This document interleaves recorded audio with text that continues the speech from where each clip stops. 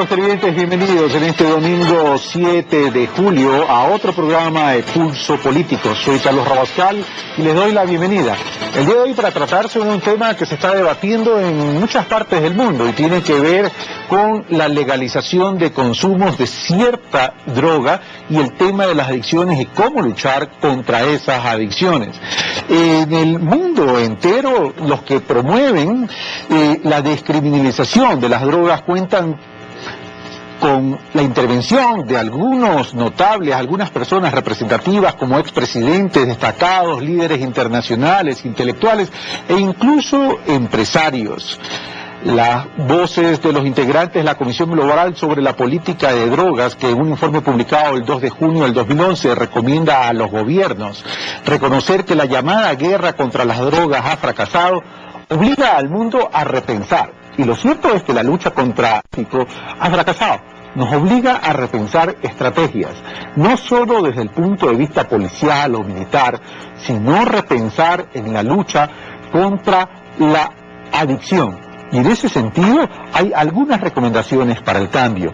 Uno, finalizar la criminalización y marginalización de quienes consumen, pero no dañan a otros. Experimentar modelos de regularización legal de drogas, especialmente la marihuana. Poner a disposición variadas modalidades de tratamientos para los adictos y usar principios de derechos humanos tanto a usuarios como a los involucrados en las bases del mercado de drogas, cultivadores, pequeños comerciantes, mulas. Para tratar sobre estos temas, en la necesidad de repensar sobre la lucha contra la droga y la adicción, veamos a quienes hemos invitado.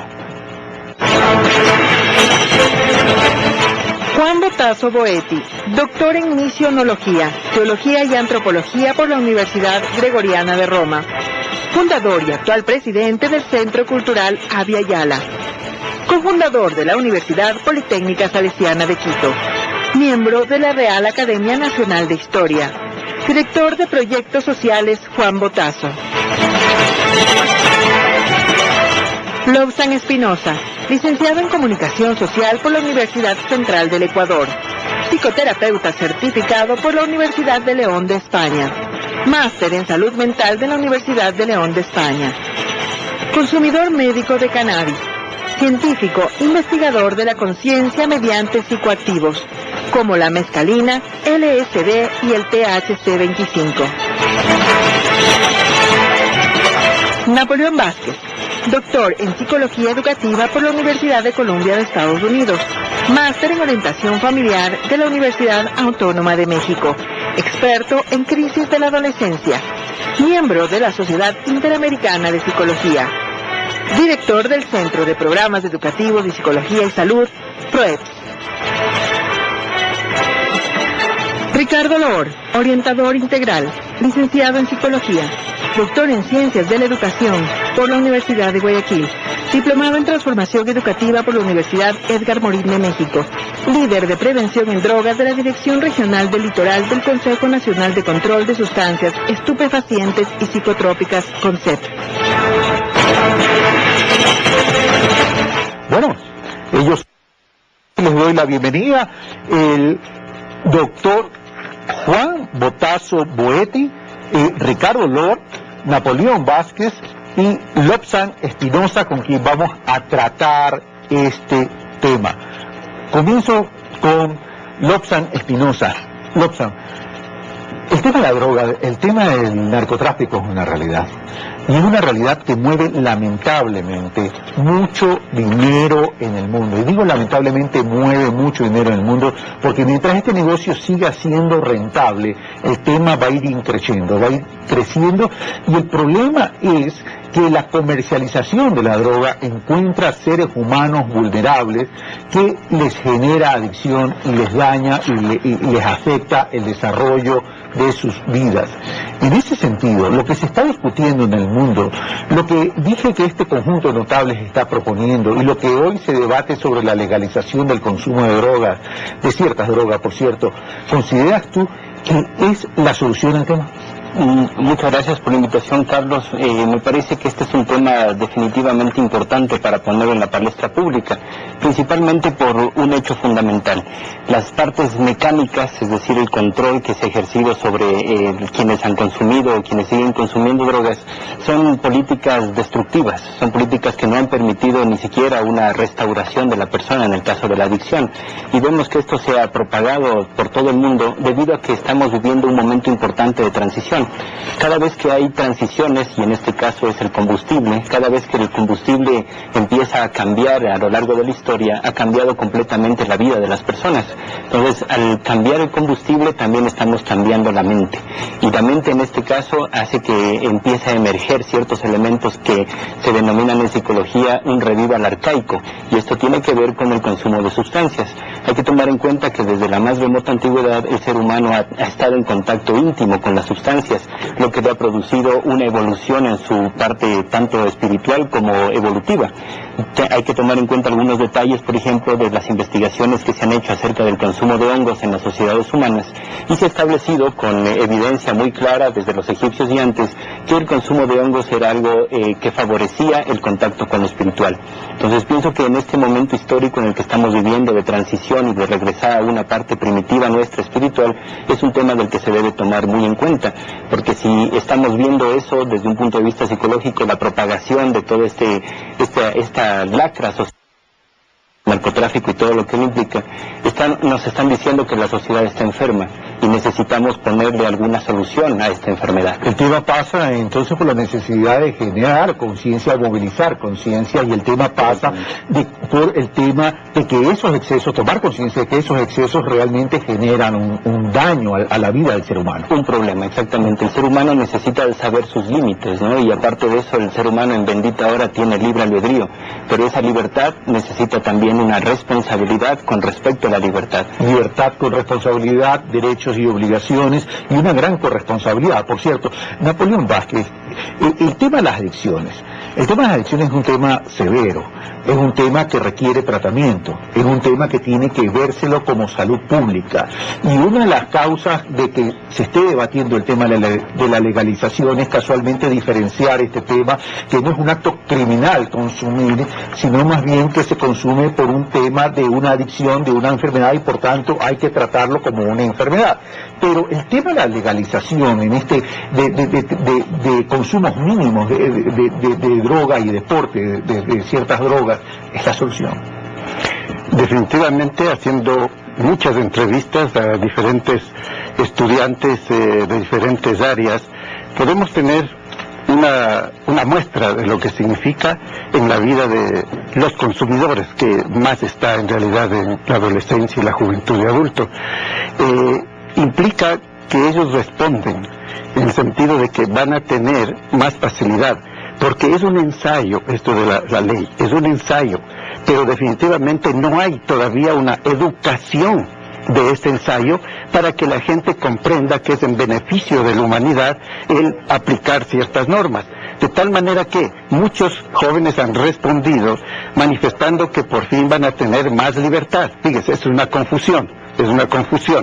La segunda cosa que ellos contestan en prioridad es que en realidad van a poder satisfacer varios problemas que son los que se atienden en el área terapéutica. Nosotros tenemos una estadística en PROEPS donde durante el año lectivo que está terminando, 2012-2013, en la sierra. Sí, aquí en la sierra, definitivamente hay un porcentaje entrevistados, algo como unos 1.200 jóvenes entre hombres y mujeres. El 60% manifiestan que alguna vez lo consumieron o que siguen consumiendo, el 60%. De tal manera que es altísimo la inclinación por entrar a probar, a investigar, exactamente, a investigar, y luego se quedan allí. Pero es importante saber por qué, y esa fue la investigación, por qué entra. Algunos por curiosidad, un porcentaje mínimo, pero una gran mayoría por la problemática que viene desde la familia hasta la sociedad genérica. Recordemos que la problemática que esto menciona Napoleón Vázquez, que viene desde la familia y de la sociedad, recordemos los altos indicadores de violencia intrafamiliar. Todas estas rupturas en las familias generan alteraciones en cada uno de los individuos que la conforman. Por tanto, de pronto, cuidado, esto nos transforma también en válvulas de escape. Y una precisión, Napoleón, antes de pasar a donde Ricardo, dice, esto lo que va a brindar es más facilidad. Y como no hay educación sobre este ensayo, palabras textuales que he citado, puede traer serias consecuencias. Esa parte ya la concluyo yo. Pero cuando hablas de más facilidad, esto podría concluir entonces que podría haber más venta por volumen. Es que es muy difícil que hayan autoridades que en cada colegio, en cada zona escolar, haya un policía para cada chico pesando los gramos de lo que está consumiendo. Pero si estamos hablando de tema escolar y estamos hablando de colegio, estamos hablando de menores de edad, y ahí sí el tema es ilícito, es decir, por ahí no pasaría. Estamos hablando de mayores que tengan estos tipos de adicciones, porque sería prohibido venderle a un menor de edad tal cual como es prohibido vender un licor, un alcohol, cualquier tipo de alcohol a un menor de edad. Sin embargo, está comprobado que en realidad se lo hace. Tenemos en tratamiento a muchos niños desde los 10 y 11 años consumiendo droga. 10 y 11 años. 10 y 11 años. Estamos hablando de quinto y sexto hasta séptimo de básica, nivel escolar. Que es tremendo. Voy donde Ricardo Lor, líder de prevención y funcionario de prevención del CONCEP. 60% de la población alguna vez ha dicho que ha consumido o que está consumiendo, 6 de cada 10 personas, y el promedio de edad de iniciación es entre 10 y 11 años, más o menos igual que cuando hicimos el programa sobre el alcoholismo. Esto significa que requiere, más allá de este debate de la legalización de consumo de ciertas drogas, requiere un trabajo de prevención y de educación en este sentido. Ricardo Lor, ¿cómo establecer entonces una estrategia que responda a una política pública eficaz? El fenómeno social de drogas es realmente complejo. Cuando hablamos de complejidad, hablamos de varias dimensiones que están presentes aquí. Una de ellas es la legal, hay la social, la psicológica, médica, educativa, hay muchos factores presentes aquí. Esta resolución del CONCEP realmente ha generado mucha confusión. Uno, que no es ley, es simplemente una resolución. El CONCEP no puede emitir leyes, eso le compete a la Asamblea. ¿Te refieres sobre la tabla? Sobre la tabla, sí. Claro, lo que pasa es que se está discutiendo a propósito del Código Orgánico Integral Penal que está debatiéndose en la Asamblea Nacional. Allá, cuando lo discuta la Asamblea, su resolución sí va a ser ya vinculante, obligatoria para los jueces. Pero el tema va, ¿en qué sentido? No toca ningún aspecto de tenencia de drogas, de legalización, de producción, simplemente está como una orientación para los jueces, porque en este momento no tenemos una dosis mínima. Los jueces se basan en la discrecionalidad de ellos para tomar sus decisiones. Da lo mismo que una persona tenga para consumo que para microtráfico. Tonelada o gramos, no hay diferenciación. Entonces, no se discrimina si una persona es consumidor o es microtraficante o es gran traficante. Ahí se cometen grandes injusticias en este momento. Claro, porque no está clasificada la gravedad del delito. Una cosa es que yo, por adicto, tenga un cigarrillo de marihuana, y otra cosa, alguien que comercializa abiertamente muchos cigarrillos de marihuana, por poner un ejemplo. Sí, entonces no es la policía la que va a estar con la balanza, ¿no? Preguntando cuántos gramos, midiendo cuántos gramos. No, policía, la tenencia sigue siendo un delito, y ese es uno de los problemas. Puede consumir desde hace 15 años, desde 1997, en Ecuador no es penado consumir drogas. Artículo 103 de la ley, ¿no? No es penado. La Constitución del 2008, en su artículo 364, igualmente nos habla de que no se criminalizará el consumo. Pero la tenencia es penada. Entonces, tenemos un vacío que hace mucho daño, ¿sí? Y ahí es donde la tabla va al sector judicial, a los funcionarios judiciales. No va a legalizar nada, ninguna situación. ¿ya? Para que el juez tenga algún elemento. Cuando le llega el informe, él parte con la cantidad de drogas, pesa, van a determinar la calidad, ¿sí? Y ahí él toma decisiones. O sea, un punto referencial. Referencial, que no es vinculante. Ok, quedémonos ahí por un momento, Ricardo, porque tengo un punto de orden de parte del Lobsang y luego regreso a ti para terminar el tema de prevención y estudios para pasar donde Juan. Por favor, Lobsang. Sí, Carlos, muchas gracias. Lo que quería comentar, adicionar a lo que nos menciona Ricardo, es el hecho de que se podría tomar en cuenta el autocultivo, que es uno de los métodos que ha servido a nivel mundial para poder reducir los índices de violencia que están asociados con el consumo. ¿Que se podrían considerar, dices, el autocultivo? El autocultivo. Es decir, comunidades que cultiven.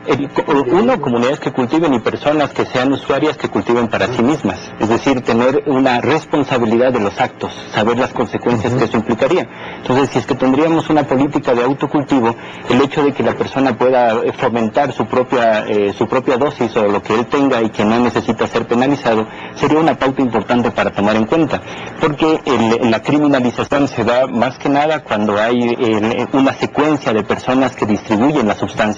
Desde el gran traficante hasta el microtraficante hay una gran cadena. Sí, entonces, el tema es el control. El tema es el control. ¿Cómo controlas eso? Pepe Mujica, presidente de Uruguay, lo que habla es tener el control desde el Estado, es decir, que el Estado sea quien lo fabrique para poder ejercer el control, porque lo otro sería a lo mejor sensible, pero lo vamos a debatir y lo vamos a discutir. También hay una posición de la organización Diabluma en ese sentido. Terminemos entonces con el tema de la prevención. Entonces, en menores, inadmisible. Alcohol es legal. No por el hecho de ser legal, alcohol y tabaco son pues alimentos nutritivos. Igual, en un momento determinado, si esta sustancia, marihuana, pasa a ser legal, tampoco no es alimento nutritivo. Pero con menores, inadmisible. Bajo ningún concepto está esto vinculado a ellos, definitivamente. Lo que tenemos ahorita como un gran enemigo, si se quiere, de la prevención y un gran aliado del tráfico de drogas, es la desarticulada intervención interinstitucional. Necesitamos salud, el tratamiento que no siempre es residencial, puede ser ambulatorio. Necesitamos prevención, educación. Necesitamos control de las sustancias, una represión honesta, frontal, fuerte, ¿ya? Necesitamos la familia, su trabajo. Es decir, pero todo esto tiene que tener una coordinación, un objetivo común. Nuestro enemigo no son el consumidor, no. Es el tráfico, es el traficante. La víctima. Entonces apuntemos allá, tenemos nosotros así cosas que realmente nos van a dar luces en este sentido. Y hay un actor que se te quedó, a lo mejor, los gobiernos seccionales. No podemos excluir a los gobiernos seccionales de esta gran articulación que debemos tener, porque aquí ellos son los más cercanos al pueblo, porque el gobierno central sí puede tener la política pública, puede tener la subsecretaría, pero los gobiernos seccionales tienen que involucrarse, tienen que aprender a involucrarse en todo lo que hace daño a los ciudadanos más inmediatos. Voy con Juan y después te doy la palabra, Lobsang. Juan, en el mismo orden de cosas, tú eres un educador, eres cofundador de la Universidad Politécnica Salesiana de acá de Quito, y esto genera también un gran debate al interior de la academia. Hay rectores de colegios preocupados, hay profesores preocupados porque no están preparados para poder atender este tipo de inconvenientes. ¿Cuál es la opinión desde la óptica de la academia? Bueno, quiero hacer una premisa. Yo de todos los panelistas soy el único que no soy especialista en absoluto en ningún sector de este problema. Por eso te hemos invitado. Represento la opinión del hombre de la calle, pero no quiere decir que no tenga mis opiniones. Claro. Desde dos puntos de vista. Primeramente, yo trabajé una docena de años en el oriente con los Shuar. Es un pueblo que no es que ancestralmente que cultivaba ese siglo. Cultiva, usa, o hace un gran uso de alucinógenos. Lo que hablaba, ese contacto con la espiritualidad que hablaba, ¿no? Exacto, y eso yo no he visto adictos, ¿no? Por decir, lo usan en ciertas circunstancias porque es el instrumento para ver la verdadera realidad que va más allá de lo sensorial. Sabemos que el Valle del Chota era un valle de cultivo de coca, antes de que los jesuitas lo sustituyeron con la caña, con sus haciendas. Bien, eso es un punto de vista que lo tengo presente porque he visto el uso que se hace y los efectos que tiene. Pero sobre todo, desde el punto de vista de la educación, hemos escuchado números como este, de que empiezan a 10 o 11 años a usar estas sustancias, que 6 sobre 10 han tenido alguna experiencia de este tipo, quiere decir que es un problema que toca totalmente el sector de la educación. ¿no? Y a la sociedad en general, porque este tema, con 6 de cada 10 el problema es transversal. Lo cual quiere decir que 6 de cada 10 familias tiene en alguna forma este problema. Y entonces, como educadores, tenemos que tener un punto de vista, porque es una cosa que ignorarla sería absolutamente deshonesto y ridículo, ¿no?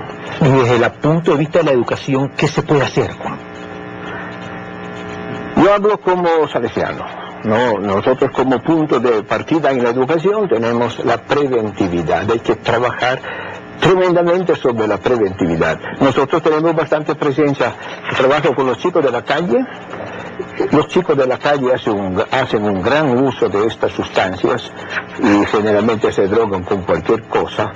Ahora, vemos que en ese sector es importantísimo cuando un chico llega a la calle no permitir que se callejice.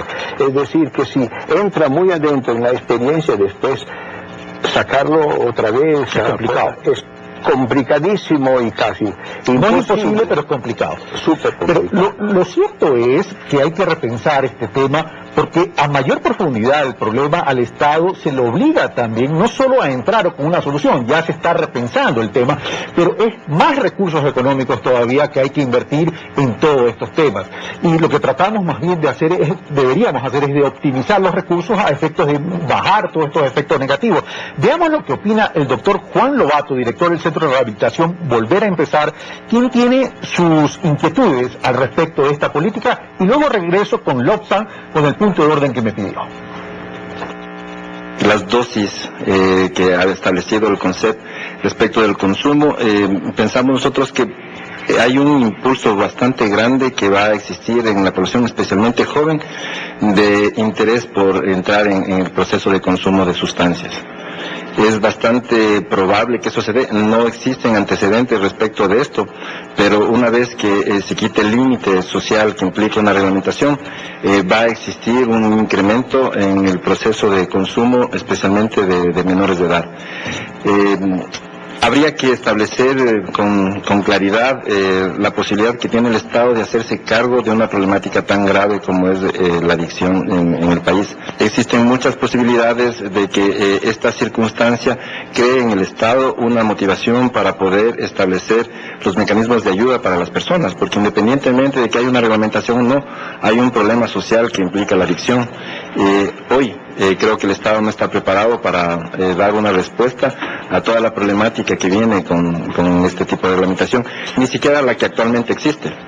Entonces, si esto motiva al Estado para que se haga cargo de esta circunstancia y la legislación permite que las personas que estén involucradas en este contexto de consumo puedan recibir un tratamiento adecuado, puedan recibir la ayuda que se necesita y que requieren, sería un paso hacia adelante.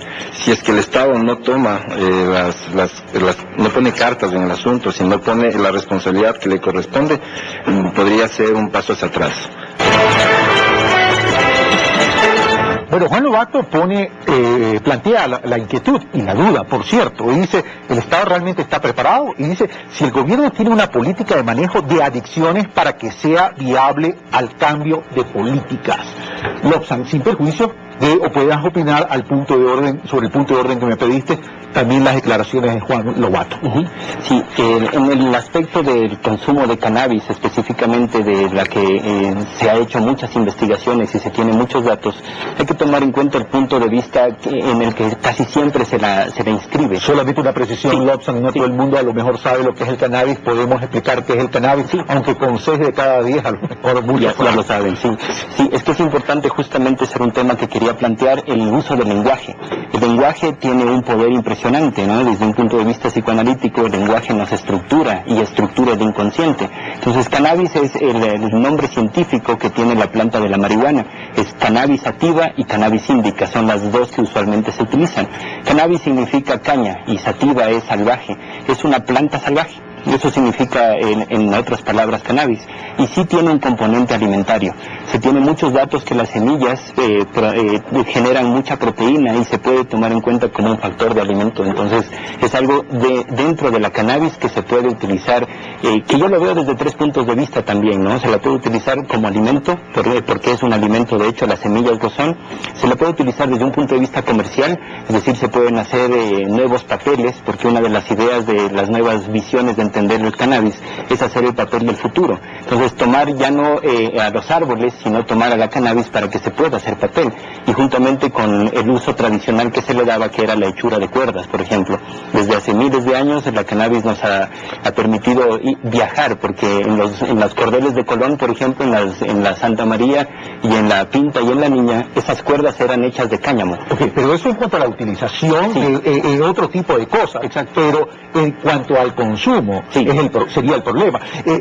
Juan nos decía, en el Oriente consumen, pero no hay adicciones. El tema son los excesos que generan las adicciones. Claro, es que el problema está en la marihuana, que se la suele utilizar con otros aditamentos. Cuando la cannabis se utiliza, cuando la cannabis se utiliza con otros aditamentos, por ejemplo la base de cocaína, la cannabis pierde su función, que estrictamente es el THC, que es la célula, es la hormona que empieza a circular por dentro de nuestro organismo, y ya dentro de nuestro cerebro hay receptores que van a percibir la presencia del cannabis. Entonces, de hecho, estamos desde hace miles de años codificados cerebralmente para recibir el cannabis.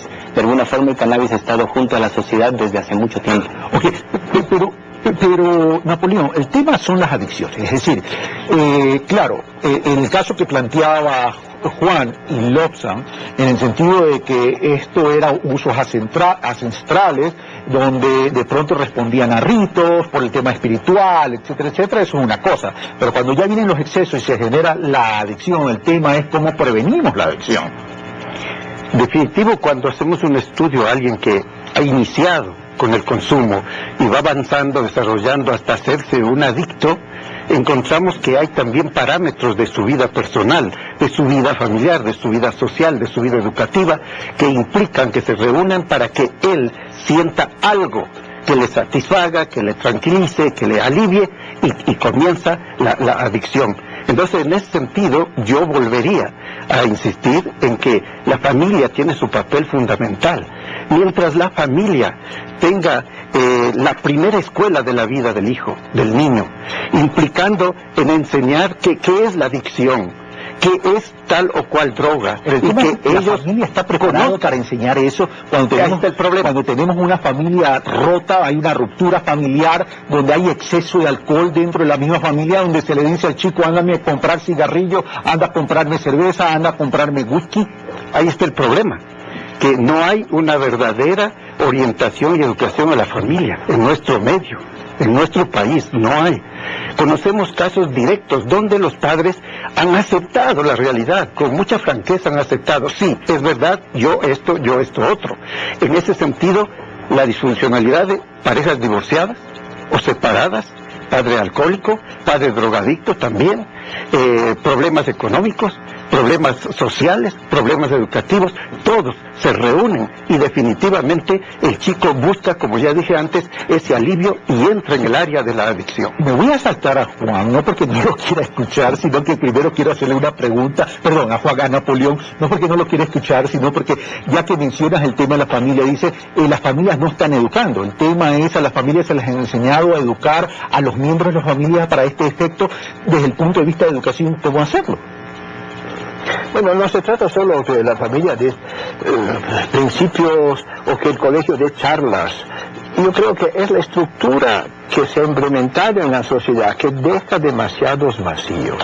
Hoy el sistema escolar, claro, con justa razón se lucha contra el trabajo infantil, pero el sistema escolar deja una cantidad enorme de tiempo libre. Los chicos que se reúnen, y cuando los chicos ya un poco crecidos se reúnen, hacen pandillas. Allí hay un influjo recíproco de la manada que induce a conductas transgresivas, aunque personalmente algún individuo no lo quisiera. Yo sí pienso en mi niñez y de tantos otros que venían de la cultura campesina. No había vacíos. Se salía de la clase y había un montón de otras pequeñas ocupaciones. Hoy los países creo que son adelantados en educación, Finlandia, Corea, estudian un sistema por el cual los jóvenes, los chicos estén permanentemente educados, no digo solo trabajando o estudiando, también recreándose, pero hay que tener la gente ocupada, son los vacíos, el tiempo en que no se sabe qué hacer, ahora vienen las vacaciones, y todo esto propicia enormemente entrar en grupos con conductas que no son aceptables. Okay. Ricardo, el tema prevención, y vuelvo a ti porque tú eres líder de prevención del CONCEP. Entonces estamos hablando aquí de algunos aspectos. El tema familiar es uno, pero el tema familiar tiene una realidad. Hay una ruptura, padre y madre hoy trabajan, y si es que están los dos padres, porque responden a lo mejor a familias fraccionadas, o en vez de papá, mamá, está el abuelo, tío, etcétera, etcétera, pero también el apoyo escolar, pero también el apoyo de la comunidad. Dice Juan, el nivel ocupacional de los chicos es importante para poder prevenir, y eso me lleva también a la necesidad de generar espacios públicos y al tema de tareas extracurriculares, como por ejemplo el tema de la lúdica dentro de los pensión de estudios. Ricardo. Hablábamos al inicio de complejidad. La educación no puede excluirse ni en la familia, ni en la escuela, el colegio, pero no hay una coordinación, una comunicación entre escuela y colegio. La familia espera que el colegio eduque a su hijo. El colegio espera que la familia haga un trabajo. Responsabilidad. Estamos delegando responsabilidades, no estamos cumpliendo. La prevención no la entendemos como exclusivamente información de drogas, de sus efectos, de sus sustancias. No, la prevención es eminentemente educativa. Y la educación no tiene solo la enseñanza, indicar lo que es, lo que no es el aprendizaje, es la formación, es el acompañamiento a los hijos en todos estos espacios. Un asunto importante, algún momento estaba yo aquí como director nacional, y por esta época venía yo a instalarme en Quito. Y una delegación del Club de León de Santo Domingo venía con esta inquietud: se acercan las vacaciones, nuestros hijos no tienen nada que hacer, por favor venga a darnos algo de prevención. ¿Usted lo que quiere son niñeros? No, eso no tenemos, ¿sí? Eso es la familia tiene que asumir esta situación. Pero ¿quién orienta a esa familia? ¿Quién orienta a esa familia? ¿Cuántas instituciones educativas tienen sus programas de orientación familiar? Claro. Ahora, el tema pasa también porque el Estado debería también ayudar en el tema de espacios públicos y de recreación para los niños, porque no todo el mundo tiene los recursos necesarios para acceder a niveles de ocupación. Eso también es un tema importante que lo vamos a conversar. Mariuxi Rodríguez, vamos a pasar el directo de Felipe Ogaz, activista de Diabluma, y con eso cerramos este primer bloque para regresar con lo que él trata en su intervención al debate. Veamos entonces. Los países que han despenalizado el consumo son los únicos países que reducen el consumo. La cárcel, la represión, lo único que ha generado es que Latinoamérica tenga 42 de las 50 ciudades más violentas del mundo, ¿no? Estamos poniendo los muertos. Este no es un país de consumidores. El 0,7% de la población en la última encuesta del CONCEP afirma haber consumido marihuana, que es la droga que más se consume en el Ecuador y en el mundo. 0,7% en el último año. Ni siquiera es uno de cada 100. Entonces este drama es porque hay muchos negocios, centros de rehabilitación que son negocios, el negocio de las armas. Los policías por supuesto son los primeros en llorar porque ellos coimaban y sobornaban a la gente para que pueda salir.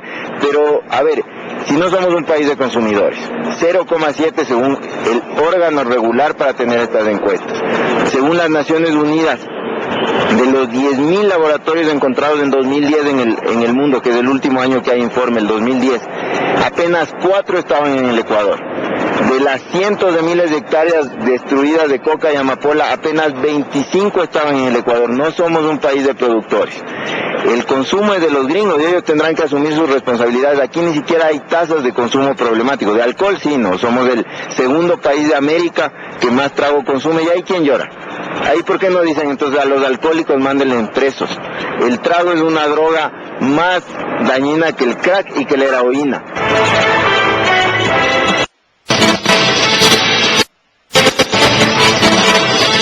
Estamos de vuelta, amigos televidentes, esto es Pulso Político, soy Carlos Rabascal, estamos tratando el día de hoy sobre este debate sobre la despenalización o legalización de consumo de ciertas drogas en términos de cantidades mínimas. Estoy con Juan Botazo, Ricardo Loor, Napoleón Vázquez y Lobsang Espinosa. El bloque anterior terminamos con la intervención de un representante de Diabluma, organización social, Felipe Ogaz, quien mencionaba que nosotros no somos un país consumidor, que hay pocos indicadores de consumo. Quisiera dar algunas cifras antes de ir a la famosa tablita que ha generado una que otra polémica. De acuerdo a la Oficina de Naciones Unidas contra la Droga y el Delito, la venta a nivel mundial fue de 320.000 millones en el 2003. 320.000 millones en el 2003, equivalente al 0,9% del Producto Interno Bruto a nivel mundial. Me refiero en ese año, obviamente. Las ventas minoristas en las Américas, 151 millones, equivalente al 47% del total mundial. Los mercados minoristas de Sudamérica, Centroamérica y el Caribe solo rondaron alrededor del 3% del total mundial. La distribución de las ganancias, según Naciones Unidas, el mercado mundial de la cocaína es de 84.000 millones, solo un poco más del 1% del valor que corresponde al ingreso de los productores originales en los países andinos. Los vendedores minoristas de los países consumidores reciben cerca del 65%, Y en el 2010, alrededor de 230 millones de personas consumieron alguna droga ilícita en el año previo. Representa alrededor del 5% de la población mundial entre 15 a 64 años de edad. Con estas estadísticas abro de nuevo el debate en la mesa de Pulso Político Lobsang para luego dar a conocer la tabla de dosis máximas de portabilidad de drogas. Lobsang. Me parece importante tomar en cuenta que el lenguaje de los números es estéril, ¿no? Es un tipo de lenguaje que de alguna forma nos protege para no hacernos responsables, mientras que un lenguaje de conciencia, que me parece más importante desarrollarlo en este momento, implica que hablemos en un término de conjunción. Generalmente a las drogas o a las sustancias enteogénicas significa que hace salir a Dios, y es una perspectiva de las psicologías contemporáneas. Una de las partes que hay que tomar en cuenta es que muchas veces el lenguaje es disyuntivo. Por ejemplo, cuando hablábamos tras cámara, hablábamos de la palabra prevención. Sí, la idea de la prevención es una idea de reja, de cárcel, ¿no? Entonces, como que la palabra prevención debería ser tomada en cuenta desde otro lado, buscando un sinónimo, porque las palabras tienen un enorme poder en nuestra psique, ¿no? Entonces, creo que debemos hablar desde una de la conjunción de la comunicación, es decir, hablar en lenguaje que nos permita colaborar en vez de competir, porque si estamos colaborando podemos sacar lo mejor de los seres humanos cuando trabajamos en grupo. Y ahí entra la educación completamente, y el estudio, porque en lo personal, como investigador de estos temas, me parece que es importante que se tome una relación entre la administración del placer y también la gestión del placer. Son dos cosas que debemos tomar en cuenta como salud pública. ¿Y cuál es la diferencia entre la administración y la gestión del placer? Sí, mientras que en la administración, por ejemplo, el Estado da un espacio para poder consumir cannabis de forma tranquila, que sería una de las perspectivas que se podría hacer, bajo la supervisión de personas que puedan tener la capacidad para guiar estos estados de conciencia, porque el consumo del cannabis específicamente, he estudiado el cannabis en profundidad, es un consumo que puede llevar a las personas a abrir ciertas puertas dentro de sí mismo, dentro de su psique, para poder entrar en un mundo del sentido, porque justo lo que mis colegas de mesa estamos hablando, se habla de una pérdida de sentido, de un vacío, y ese vacío que puede provenir de la familia o de la sociedad o del aparato jurídico, es un vacío que puede ser llenado con el tema espiritual. Es un tema que no tiene nada que ver con la religión, sino con la experiencia que uno tiene de satisfacer un hambre. Así como sentimos hambre cuando tenemos la gana de comer un alimento, también tenemos hambre espiritual. Pero ahí voy al otro tema, están diciendo que vas en la mano porque no dejo ver a alguien, pero ahí voy a otro tema y voy con Napoleón. Entonces eso me lleva a la responsabilidad de los límites. Eso es importante porque en exceso de esos límites límites hay un perjuicio para el consumidor, porque en el tema del cannabis, el exceso del consumo del cannabis tiene una afectación al cerebro, reduce el tamaño del cerebro y eso afecta al ser humano evidentemente. Napoleón. Es que cuando vemos que un joven consumidor tiene la opción de conversar, de exponer su forma de pensar sobre lo que está consumiendo, se hace conciencia sobre cuál era en realidad la causa, cuál es el porqué. Y en eso hay una conjunción tremenda, porque definitivamente, de acuerdo a nuestro medio, coinciden en algunos aspectos muchos jóvenes consumidores, coinciden. Ejemplo que ya habíamos hablado, el asunto de los hogares disfuncionales.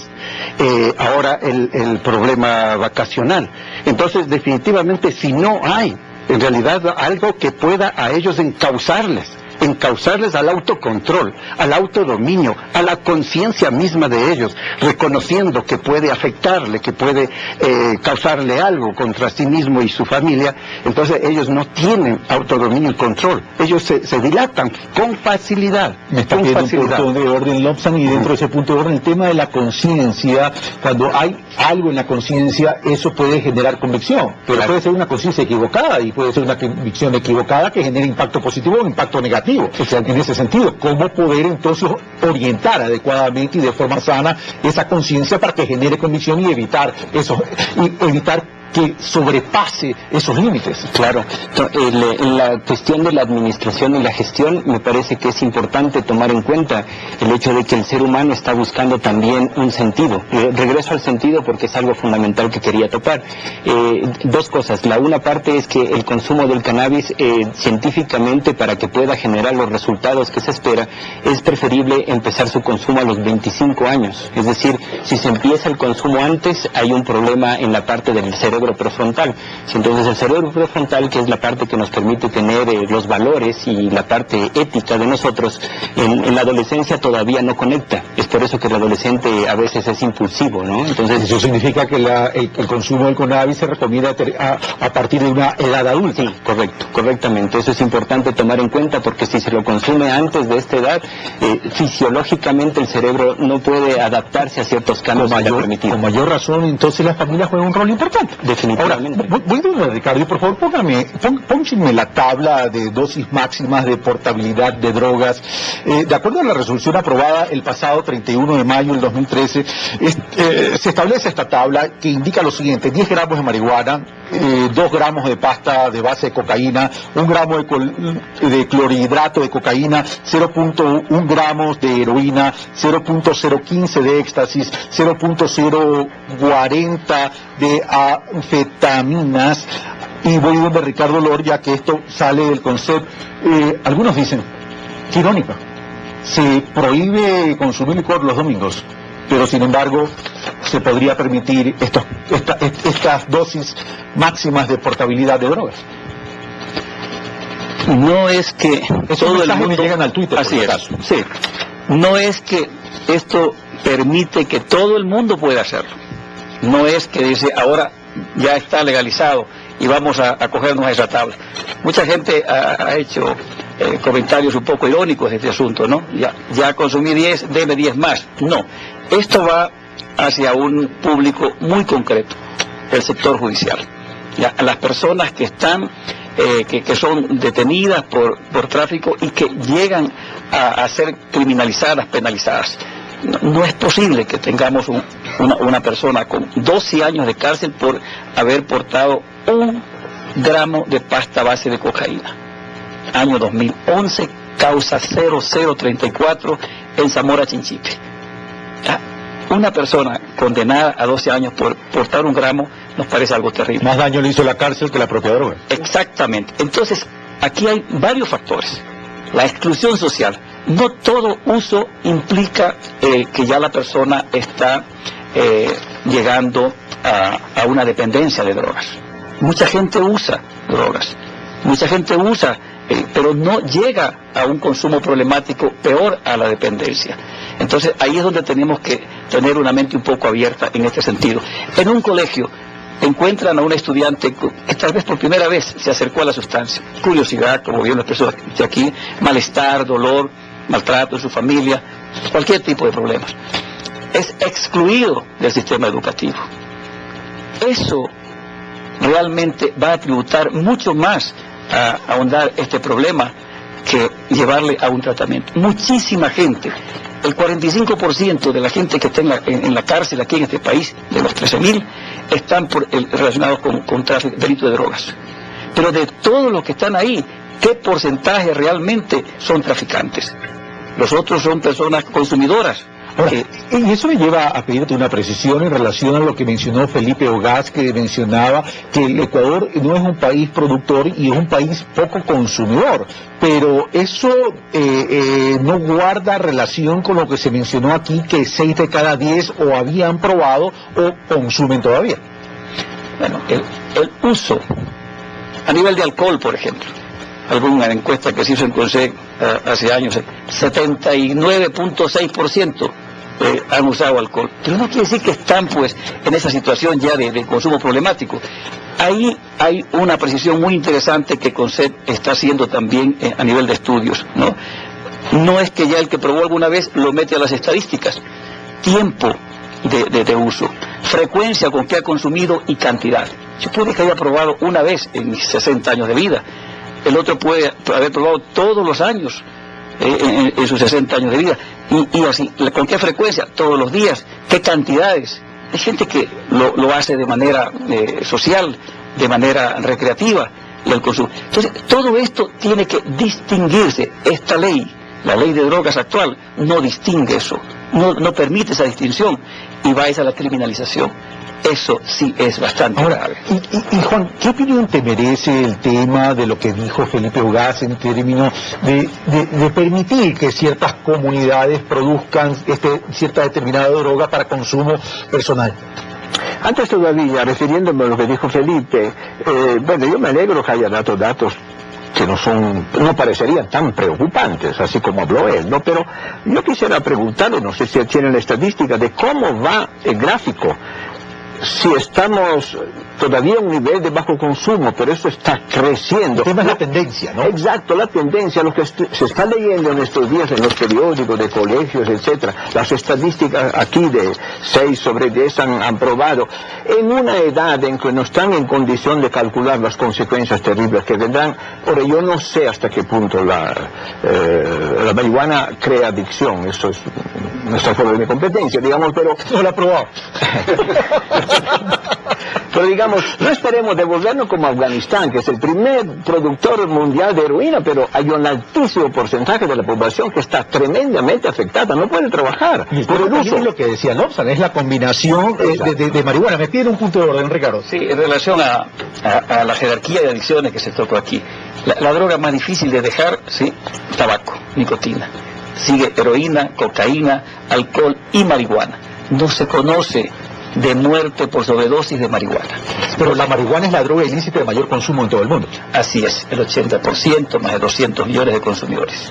Sí, es que creo que es una droga no considerada como tal, sino es una sustancia que hace pensar. Eso creo que es la parte fundamental del uso y lo que entra en la polémica, porque no solamente es lo que se concibe como pegarse un porro y volarse, eso es algo muy pobre, muy superficial. Tomen en cuenta que desde la antigüedad se ha utilizado la sustancia para poder desarrollar la creatividad, y una de las investigaciones contemporáneas inclusive plantea que el consumo de cannabis aumenta la inteligencia, debido a que genera conexiones nerviosas distintas en el cerebro, en otras partes del cerebro. Entonces estaríamos hablando de una concienciación de algo con respecto a uno mismo. Cuando uno consume cannabis no se vuelve violento, se vuelve introspectivo y se pone alegre. Entonces serían políticas de felicidad para el Estado también, ayudar a que las personas puedan ser felices con un consumo controlado al principio y luego con un consumo responsable, porque al principio se necesita facilitar el libre albedrío. Tenemos la capacidad de escoger, pero esa libertad, como hablaban al principio, implica una responsabilidad de la libertad que se nos ha dado. ¿Tú qué opinas de lo que acaba de decir Lobsang, Napoleón?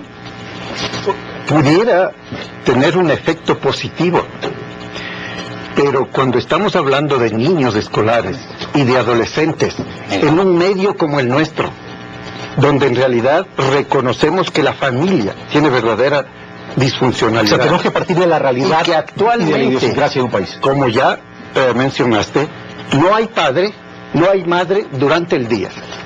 Nosotros ayudamos a casos donde los padres salen 5 o 6 de la mañana, regresando a las 8, 9, 10 de la noche, y los chicos pasan solos.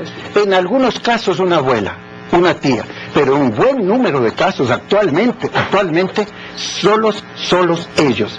Entonces, ellos no tienen los conceptos que estamos hablando aquí. Ellos no conocen todavía el desarrollo, lo mal que lo están haciendo.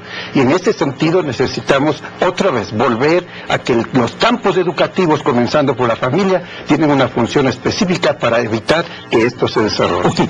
Antes de volver con Juan, aquí lo interrumpí porque él estaba desarrollando y él hablaba de un tema interesante. Habría que analizar la tendencia, porque en este sentido, evidentemente, el narcotráfico, que es el que ofrece la droga, si hay oferta es porque hay algún mercado de consumo, ¿verdad? Pero y evidentemente ellos tienen su propia estrategia de mercadeo, por llamarlo de alguna manera, que termina siendo el microtráfico, sobre todo en los niños y en los estudiantes. Es decir, los trae, los convierte en adictos y los incluye en la comercialización, y termina el microtráfico a través de la escuela. Entonces, Mariuxi, veamos lo que opina la licenciada Ketty Flores de Rivera, rectora del Colegio Nacional Guayaquil. Al haber normado que una cantidad en gramos como máximo se pueda cargar y en poderes de cualquier persona de nuestra sociedad civil ecuatoriana, se estaría dando luz verde a que el problema del consumo, y que posteriormente, pues con repetidas ocasiones, pueda llevar a la adicción y Dios no permita incluso hasta la muerte, que se dé paso así tan de fácil cuando nosotros como instituciones educativas hacemos denodados esfuerzos conjuntos con maestros, con padres de familias, en talleres, para lograr, a través de una gestión proactiva, evitar que nuestros estudiantes caigan en las garras del consumo de sustancias estupefacientes. Gracias a la licenciada Ketty Flores Rivera. Juan, ¿qué opinas? Aprovechando ese signo de interrogación que pusiste en cuanto a la tendencia, lo que dijo Ketty y lo que mencioné yo en el sentido de que esa estrategia para generar adicción y luego introducirlo en la comercialización. Bueno, yo no tengo datos, porque aquí estamos escuchando muchas cosas desde el punto de vista diferentes, pero habría que poder ver claramente desde, no sé, 2000 hasta 2013, cómo aumentó en los colegios, cómo aumentó entre los adolescentes. Y quisiera aquí hacer una acotación. La familia es fundamental, pero tengamos presente, hay muchas familias disfuncionales y las familias que trabajan que están ausentes también prácticamente. Hay el Estado, hay las autoridades seccionales. Creo que debe también haber entidades intermedias.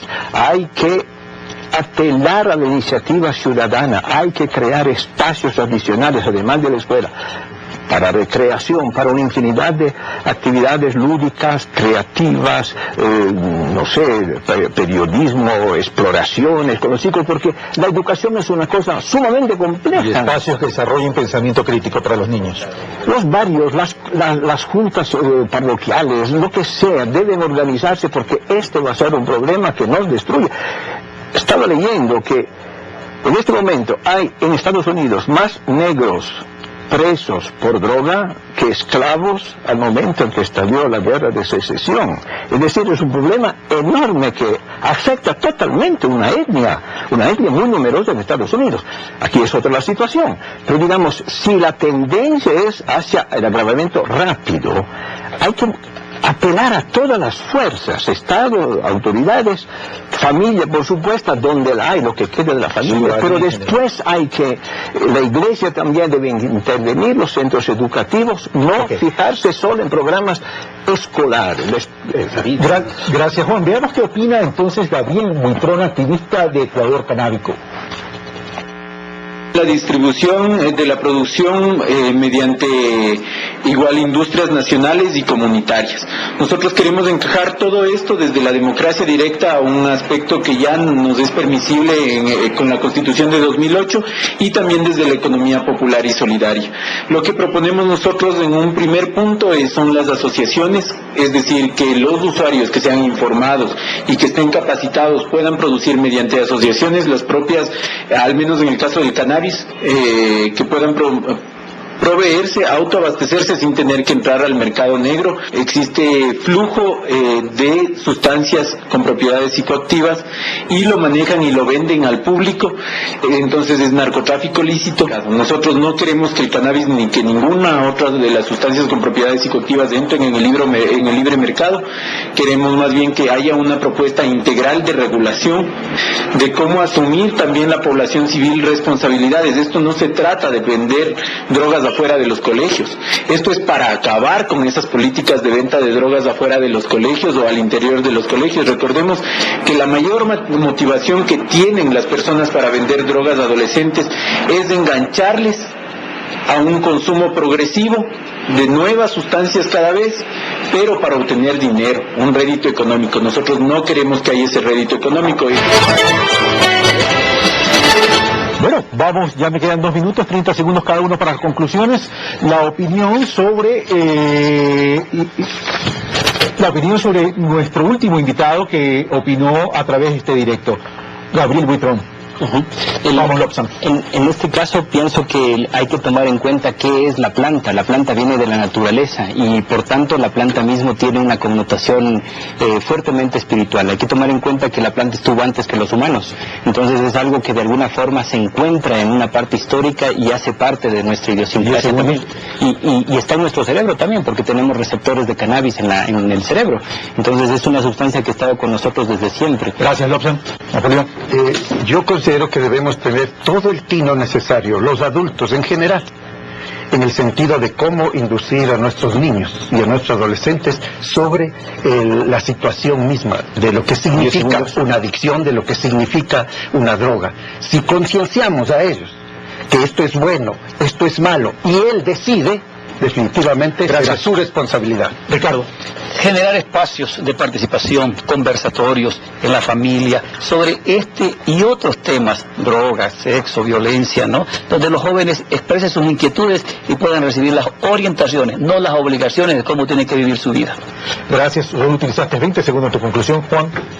Espacios de discusión y de mentalización, también espacios para tenerlos ocupados, entretenidos, interesados por cosas que en esa edad les guste. De otra manera llenan el vacío con algo ilícito. Gracias, Juan. Juan, muchas gracias. Ricardo Lor, muchas gracias. Napoleón Vázquez, muchas gracias. Lobsang Espinosa, muchas gracias. Y también a nuestros amigos que intervinieron, Juan Carlos Lobato, Felipe Ogaz, Ketty Flores de Rivera y Gabriel Buitrón, también muchas gracias. Y a ustedes, amigos televidentes, también muchas gracias por la sintonía. Y recuerde, ¿qué papel está jugando usted, ciudadano, televidente que nos está mirando en este análisis, en este gran debate, por cierto, y cómo pensamos aportar positivamente para reducir la adicción y luchar contra este mal llamado droga? Esto fue Pulso Político, soy Carlos Rabascal y yo los espero el próximo día domingo. Gracias, señores.